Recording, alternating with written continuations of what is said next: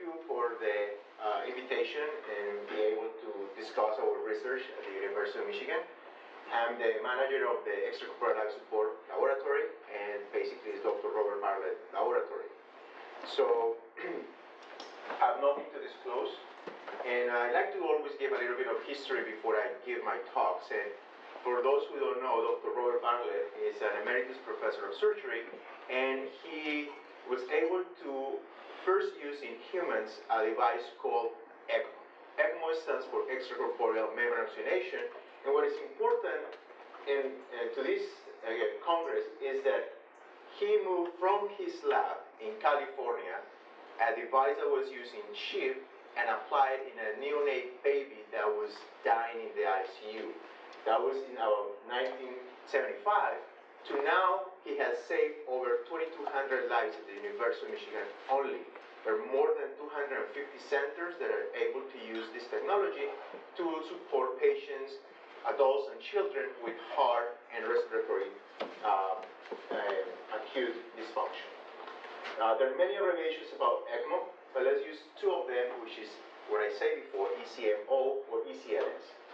Now, ECMO is basically a system where you take cannulas, you place cannulas, big cannulas in your vessels, either a vein or an artery, and then you take this blood into a pump. The pump reperfuses the blood into an oxygenator, which is a membrane, that does all the gas exchange, and depending on your setting, you have two ways to support patients.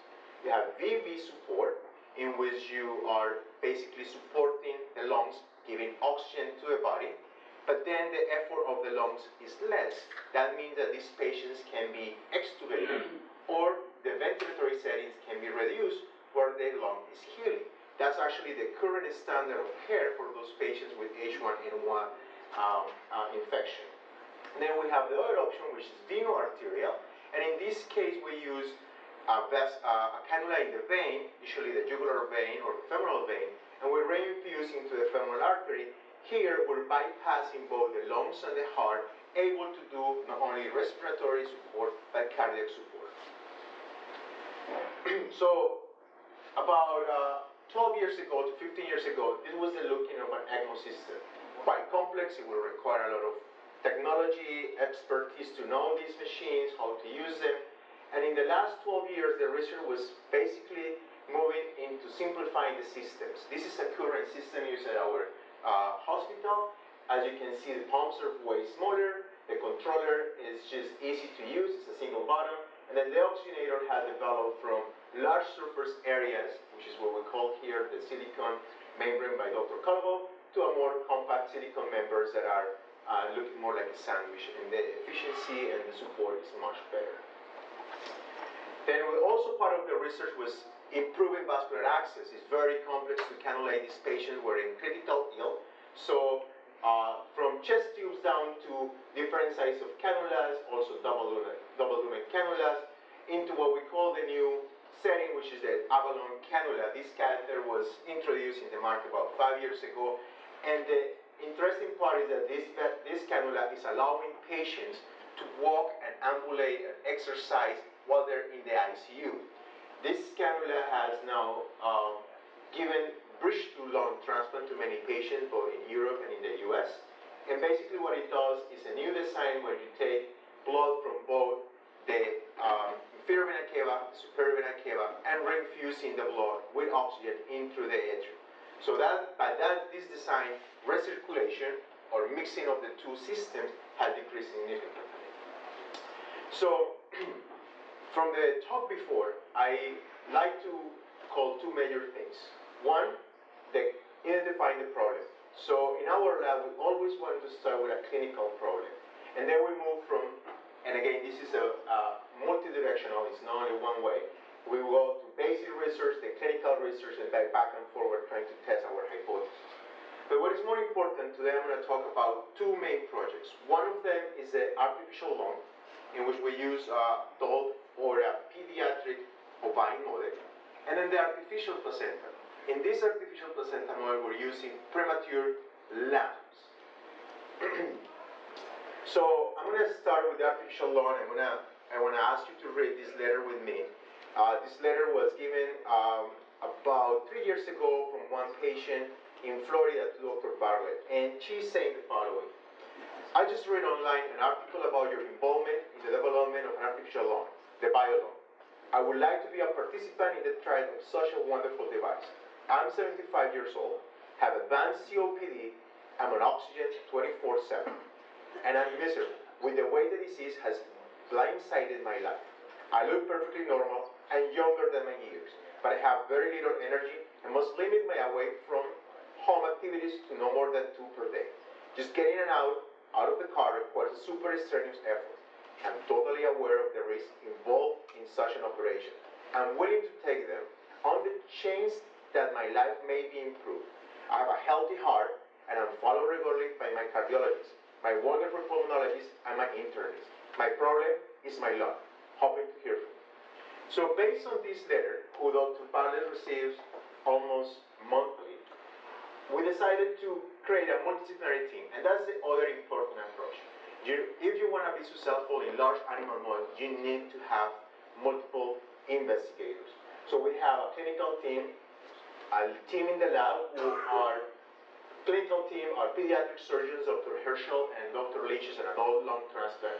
In our lab, we have Dr. Bartlett and my great people and collaborators, Marie Cornell and Haley Hoffman, who are the experts in post-op care of these animals, then our research fellows, and finally, biomedical engineers. So, if we start about the pediatric artificial lung, in both adults and children, we have that chronic lung disease is characterized by a major increase in patients with chronic diseases, need to lung transplantation, but as we well know, there is not enough organs. The mortality rate of patients awaiting for lung is increasing every year, and the lack of organs has developed potential options for therapy. One of them is using artificial lungs, and the second one is trying to use or evaluate the non-ideal lungs, which is for transplant, what we call ex vivo lung preservation. So we believe that a paracorporeal artificial lung may serve as a bridge to lung transplantation or recovery. So to start, we needed to have a large animal model that mimics the pathophysiology of chronic lung disease. So in order to develop this disease, we wanted to at least achieve these 4 criteria. CO2 retention or hypercapnia, the cause of our patient, hypoxemia, tachypnea, and a degree of pulmonary hypertension with extent of right ventricular dysfunction. So in order to do this, and that's why the experts on animal care is so important, is because we always need to ensure the well-being during the disease induction of these animals. How you can explain to your team that the animal is not suffering while you're developing a disease model.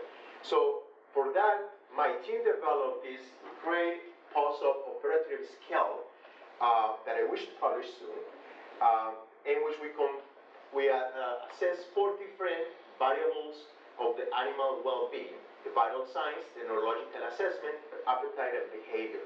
And then we try to give them an objective scale of assessment, and if we get this score, then we know when to give a second intervention or when to stop in our disease model. So, going more into the details of the research, I'm going to present the data of 14 lambs, about 25 to 35 kilograms, under anesthesia, and we did perform a left thoracotomy. During the procedure, what we do is we isolate the right and left pulmonary artery. We put a little Ramel tourniquet around the vessel in one of the groups, and in the other group, we put a clip just during the surgery.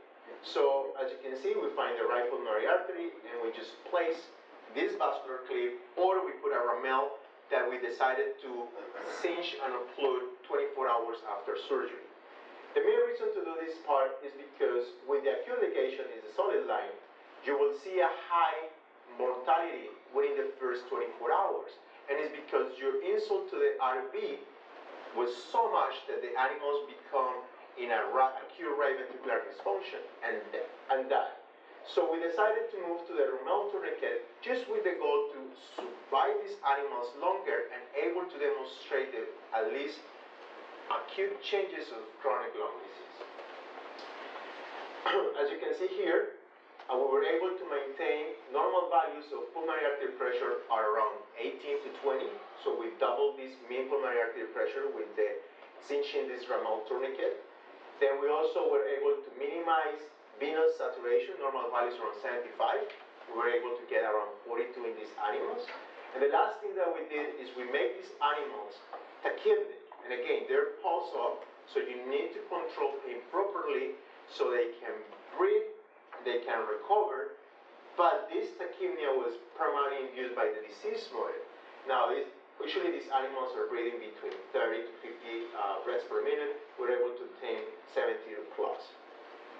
But most interesting that all of this, all our animals show a level of increased respiratory rate, and towards the end, sicker they were, the tachypnea they got.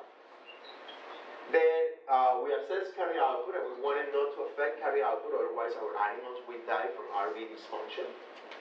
Then we look at the mean venous saturation, and as I said before, it was around 40s. This usually is without oxygen, so these animals are hypercapnic, desaturated.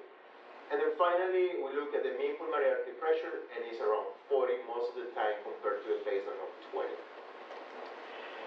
So then, with the biomedical engineering team, we developed a lung. This artificial lung has two ports for blood going out, one middle port to go in. The schematic in the middle is telling us the velocity, so the darker blue is faster blood flow, the red is slower blood flow. And as you can see, the pressures in the last figure is higher as the blood goes in and gets distributed to the lung. So with this device, we thought that we were able to have a slow resistance device that will not affect the dysfunction of the right ventricle and support the animal. So we did a couple of studies and we assessed baseline, which is a clear figure. In gray you have the animals with disease, and in black the animals with the lung attached.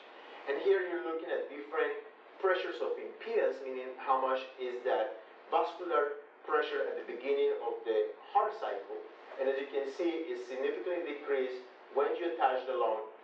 As the longer you have it, the better for the RV. And it needs to be a long resistance device. So here is our disease model. This is one of our patients has the lung attached from the left pulmonary artery, blood returning into the left atrium. As you can see, we tunnel and expose the grafts to the outside, and we attach the device. And we have flow meter to control blood flows. And then we give oxygen to the back, and we try to see, you can see here, it's very hard to see, but the bright red blood going in back into the animal, into the atrium. So with this model, we were able to demonstrate that ligating the right pulmonary artery induces the chronic lung disease, and we have these animals up to 2 weeks in these circumstances. We're also able to show that if you attach an artificial lung, you can reduce the symptoms, reduce the tachypnea. You can also start treating the hypercapnia, the hypoxemia, and also decompressing the RV overload. And then we also were able to show, at least in our first studies, that the PA2LA attachment can elevate this, but we need to improve our artificial lung. So in our lab right now, we are testing commercial available lungs that are used in all the ICUs, and these lungs have a pressure drop, what we call, or a high resistance of 20. With that lung, we can only decrease by about 10 to 15% the pulmonary hypertension, and because of the qualities of this lung, we're not able to totally support our animals. So I'm very proud that last week one of our engineers was able to build our Michigan lung, what we call the M lung, has a pressure drop around 5. So we're hoping to start testing this lung within the next couple of weeks. So this prototype demonstrates the potential use of an artificial lung as a bridge to lung transplant, or as a potential home recovery therapy. So this is our ICU, and in this ICU we're able to have 4 animals. This is just one of the units that we have. We're allowed to maintain these animals in this restrained cage for up to 30 days. And then I'm going to talk about the other big project that we have. It's the artificial placenta. Again, a multidisciplinary team. We have pediatric surgeons and pediatric cardiologists, as Dr. Michalishka and Dr. Herschel. Our cardiologist, Dr. Owens. The same main primary staff from the ECMO lab, Dr. Bartlett and Marie and Haley, our research fellows. And this time we're partnering with a company. It's called MC3 Cardiovascular. It's a company in Saline, Michigan. So you guys understand, neonates are, or premature babies are prone to respiratory failure primarily because their lungs are immature and not being developed. There is not really an effective therapy, and this is a major problem for our healthcare system.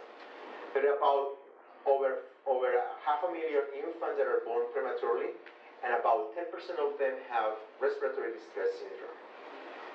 You can see here the number of patients that are considered. This is about from 15 births, about 12% of all births are premature for about 10 years ago. From all of those, about 10% of them were extremely premature, and these numbers are increasing over time. So not only that, prematurity is associated with severe respiratory dysfunction, severe neurological problems, gastrointestinal problems, and immune complications. So we will know very well that respiratory failure is the primary leading cause of morbidity and mortality in these babies. So the cost for this disease is about $26 billion a year. So it's about 2/3 in which 2/3 are medical costs. So anything that you can do to improve the outcomes and the therapy for these patients will be humongous to our healthcare system. So the current therapy for respiratory or neonatal respiratory failure is a mechanical ventilator, which you have to understand the lungs are not developed properly. So what will be the effect of mechanical ventilation when you need to use and stress these lungs to work harder and harder? Then, through a lot of research, you can add artificial surfactant, trying to improve and expand these lungs. But again, if they're immature, what will be the role of this surfactant? Then you can also use nitric oxide as a way to vasodilate and improve vascular reorganization or and bronchodilation. But again, here that's not a problem. And finally, you can use ECMO again. But these babies are about 500 to 650 grams. So putting a big ECMO system in these babies is almost impossible. So what is the solution? An artificial placenta. So about 15 years ago, the lab started with what we call the pumpless arteriovenous system. So here we have a premature lamb submerged in water, and we try to give a lung, which is hanging over here, to maintain these animals. In this setting, we're able to be about 4 hours of support. Then we start to understand why it was a vascular access issue or a resistance of the device. And one of the fellows will say, Dr. Bartlett, Dr. Rojas, you're basically asking a very sick patient to ventilate himself with an ABU bag, right, for more than 4 hours. So that baby is going to get exhausted. So we realized that maybe what we need to do is just add a pump.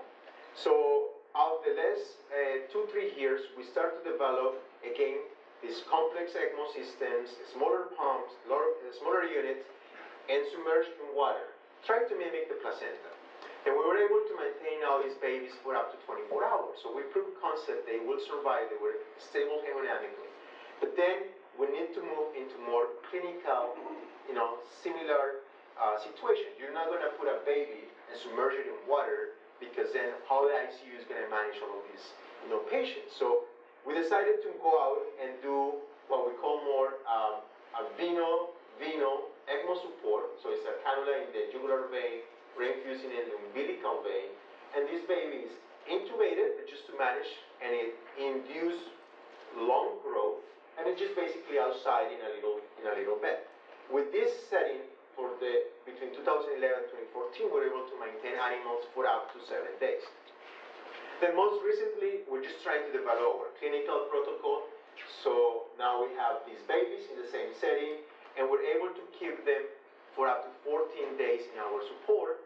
And then we have two different models. We have a model in which we use the standard critical care. So we deliver these babies, we put a mechanical ventilation, then fail, then placenta, artificial placenta is used as a recovery and support. Those babies are supported now for 14 days with the goal to wean off artificial placenta support, put them back in mechanical ventilation, and recover them.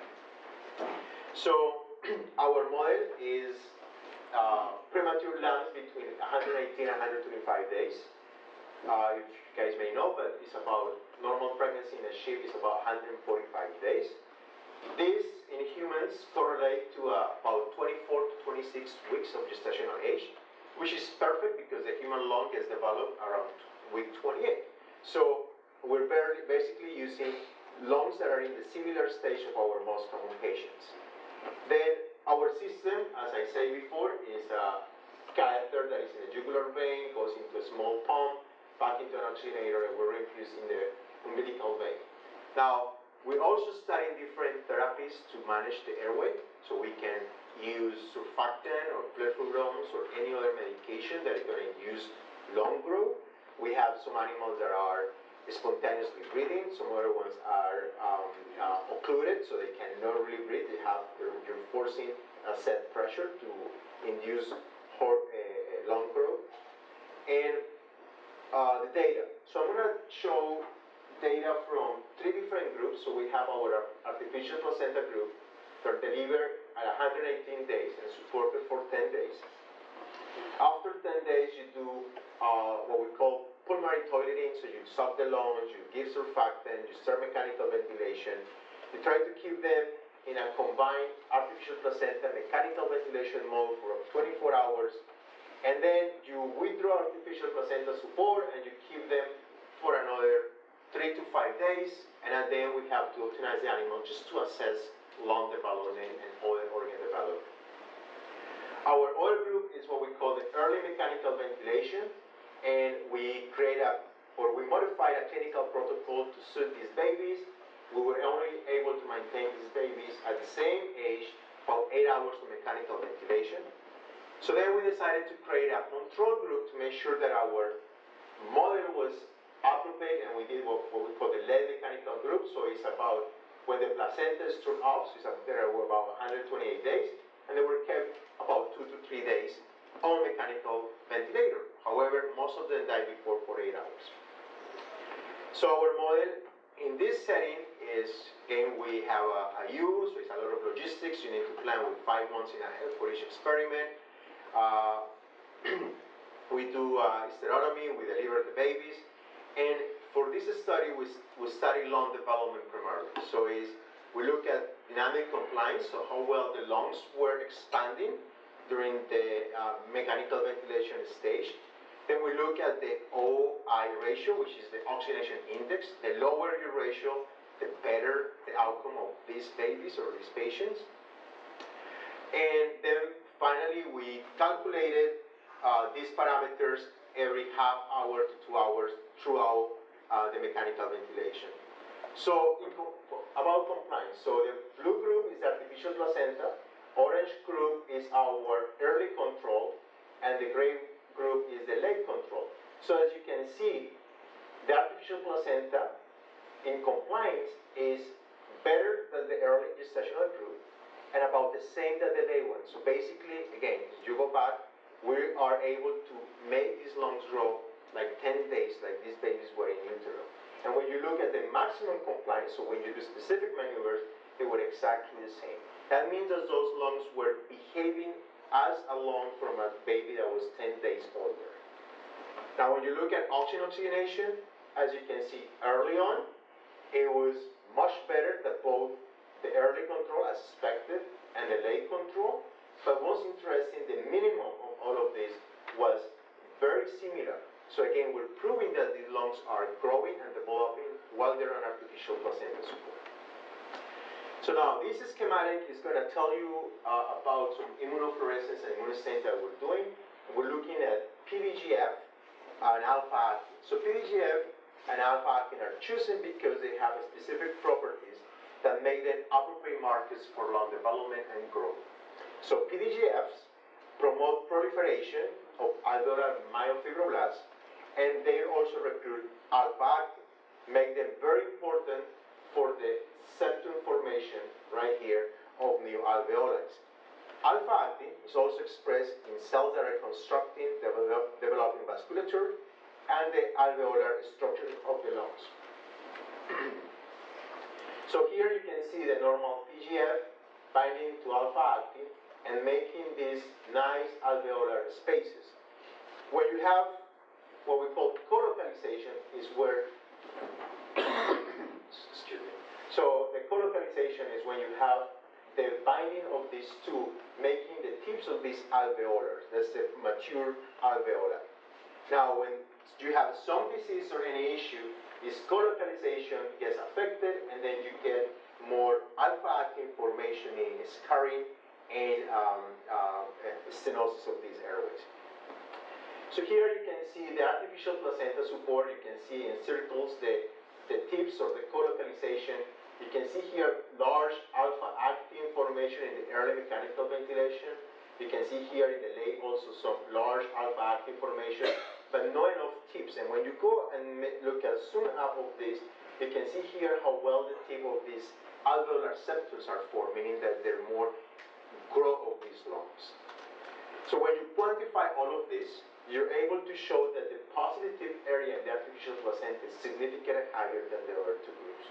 So that means that the artificial placenta is also forcing lung development even better than the late mechanical ventilation. So there is a potential option to induce more growth if you manage the airway properly. One of these options is set a pressure of 5, like what the baby is breathing, is breathing fluid in the uterus, so you can keep these lungs inflated. Another option is to using new medications that are going to promote lung growth. So the other thing that we're looking is at the brain. So one of the major problems when you talk about artificial placenta to neonatologists is that when you put a baby on ECMO, they are anticoagulated, systemic anticoagulation, and they're prone to hemorrhagic bleedings of the brain. So what we say is, true, that's a major risk. Let's see if we can show there is no enough or there is any injury or not to the brain of this sheep. However, in all our studies, we don't have a single brain bleeding in our over 50 studies. And one of the major hypotheses is that our animals are not prone to have mechanical ventilation. That negative pressure and positive pressure is perhaps one of the major etiologies for the intracranial bleeding in these babies.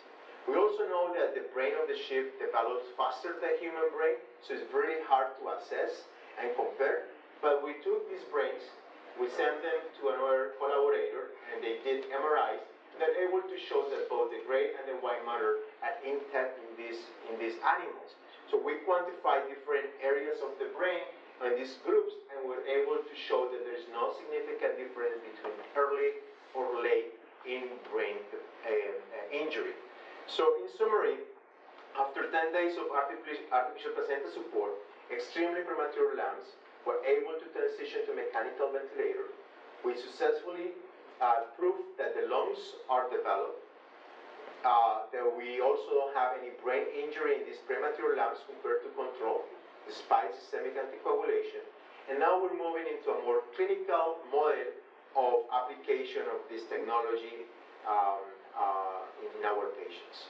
I'm also happy to say that the cardiovascular centers at Michigan is developing the first in human trials. So you have this kind of research that is going on. There is a potential to start testing this within the next 24 to 48 months. Thank you very much for your attention. So we just open it up to questions for Dr. Rojas-Pena. Actually, I have one. Is how long have you actually kept the sheep on where your artificial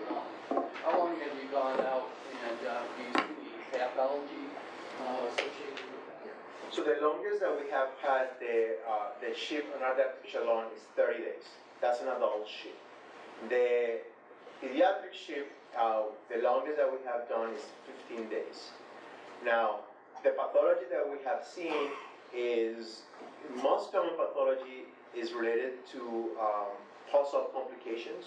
You know, we're looking into biocompatibility, so we're looking at thrombosis and embolism.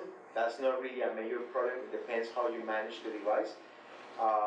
When you look at the histopathology of different organs, so the reason why we keep the lung, only the vascular circulation, is to create dead space.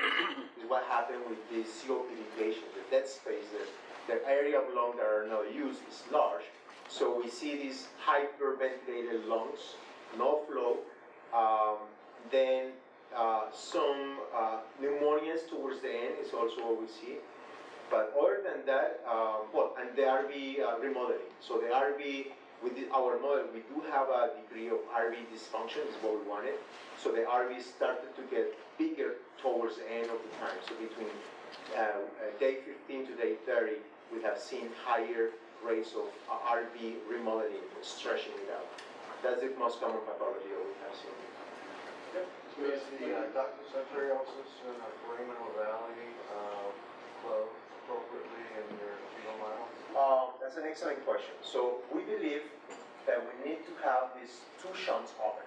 So that in order to allow for growth development, the artificial placenta is set to mimic the blood gases of an in utero baby. So our oxygenation is lower, our CO2 is a little bit higher, and we're aiming to set the oxygen saturation to be 75.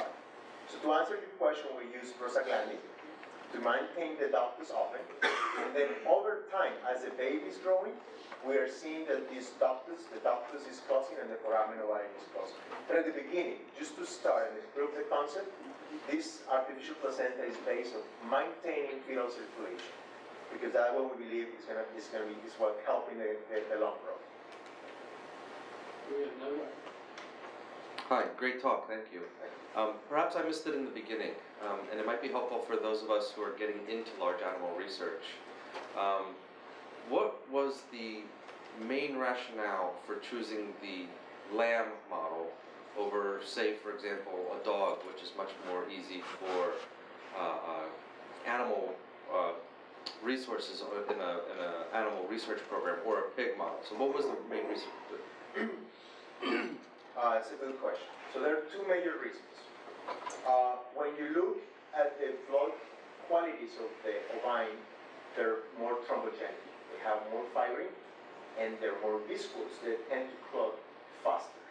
So when you're testing artificial organs, everything that works in those animals with the minimal anticoagulation protocol, the better they're going to do in humans. That's number one. The second thing is sheep are very docile. They are very easy to kind of manage, handle. They don't need a lot of training. In our setting, they're very calm. One of the reasons that Marie and Haley are so useful to us is that they always try to increase their kind of engagement of these animals in our ICU. And without the attachment of a dog, we work with over 100 undergrad students.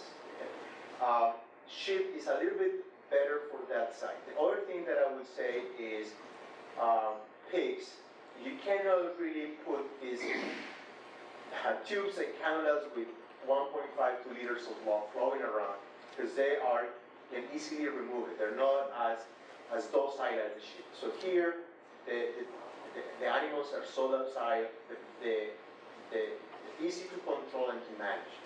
Plus, they're very robust. When we look at the pain control, it's much better these animals have I think a higher threshold of pain. And as I say, we create this objective way to assess pain just because they were extremely comfortable. And so that's what we wanted to do. And then the last thing I would say about the sheep is the size of the thoracic organs.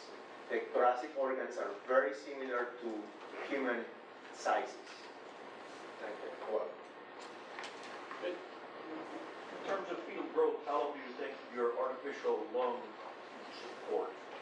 long before you have to change it out to a larger artificial lung? That's another excellent question. So in the past, we were changing our artificial lung maybe every 5 to 6 days.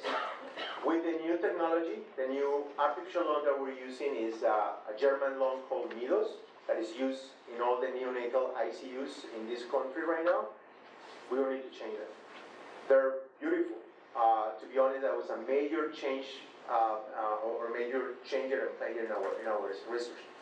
We have gone 2 weeks without changing this Midos device. It's very nice. Yeah. So that has changed a lot, the technology in lung development. Well, let's thank him again for an excellent presentation.